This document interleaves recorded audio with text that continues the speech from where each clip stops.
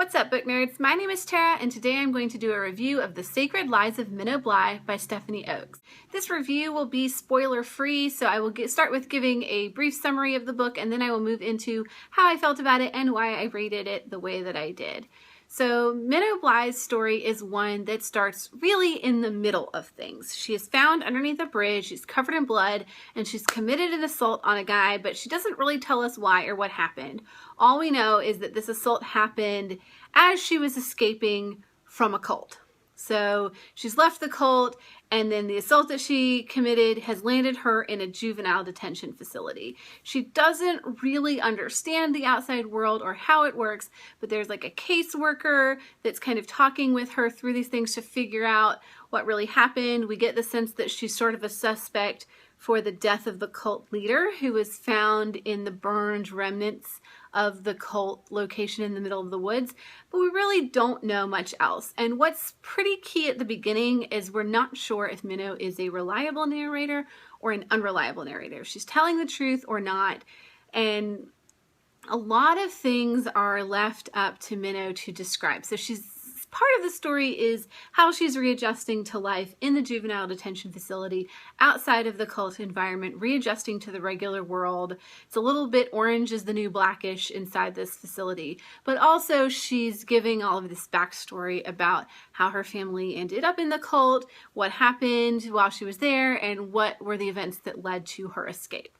Okay, so that's the basic summary of the story, and now I'll move into how I felt about it and why I did end up giving it a whopping 5 stars, because I really enjoyed this book. I thought it was very well written. I liked that this story started in the middle of things, because I've read some similar books that start at the end, or at the beginning, and you have to kind of go through and you don't really know what's going to happen. But from the very beginning of this story, we see this girl who's clearly been under a lot of distress, but she is so brave, and she's such a fascinating character. And the first thing that you know about Minnow is that she doesn't have any hands. She has stumps for hands, and so clearly there's some sort of a story there, which she does eventually get to, and it's one of the most horrible things that I've ever read in a book, because this book does not shy away from the really gritty negatives of the life that Minnow experiences in the cult. As you can imagine, they are marrying men to multiple wives and using a very strict system of discipline to keep people in line, and she's very much been a part of that.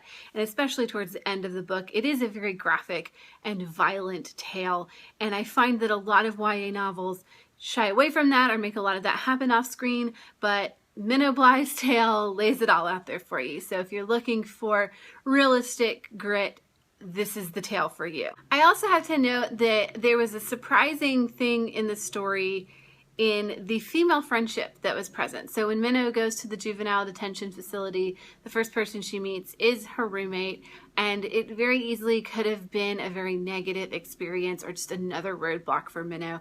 But I was impressed with how Stephanie Oakes wrote a friendship between two girls who are not perfect, and their friendship is not perfect. It certainly has its ups and downs.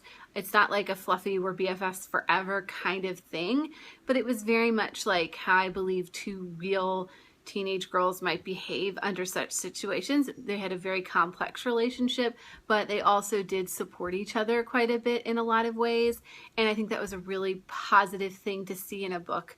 That, you know, there's not a lot of romance in this book, so to see another form of positive relationships in Minnow's life as she's rebuilding and trying to figure out what everything means for her now that this old life is basically dead and gone. I very much felt like the relationship was similar to that of Kath and Reagan in Fangirl, which I also thought was another really great complex female friendship. And I just appreciated the communication and honesty that was present between these two, and I would just love to see more of that in YA literature. Please, authors, give us more great complex female friendships. So 5-star reads, especially really clear 5-star reads, are very difficult for me to review because I don't really have a lot of flaws that I want to talk about. I read this story very quickly. I appreciated the writing. I thought the pacing was spot on. I thought the characters were interesting. If anything, maybe a few of them were a little bit one-dimensional, because when you're dealing with really crazy cult leaders, that's kind of the character that you're going to have in the story. And you know, some of it seemed maybe a little bit unrealistic at points, but overall, I mean, this was just a read that I did in maybe 2 days, just flew through this novel.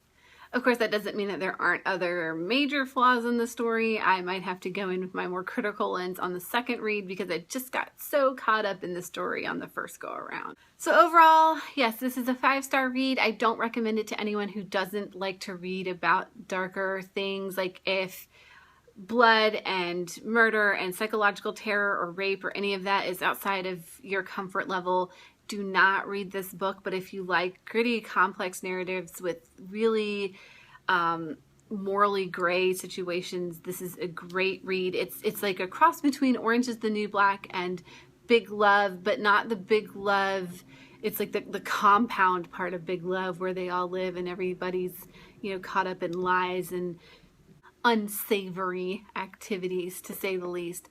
This is Stephanie Oakes' debut novel. I think she's maybe got another book coming out next year, but definitely watch out for her, because if this is her first novel, I can only expect that she has really great things to come in the future for her, especially there is an award that the ALA gives. It's the Morris Award for Debut Fiction, and I believe this could be a strong contender for that in January when they give out those awards. So keep your eye out for that. And like I said, this is an excellent novel. I highly recommend it. You should definitely check out The Sacred Lives of Minnow by Stephanie Oakes before everybody else is talking about it.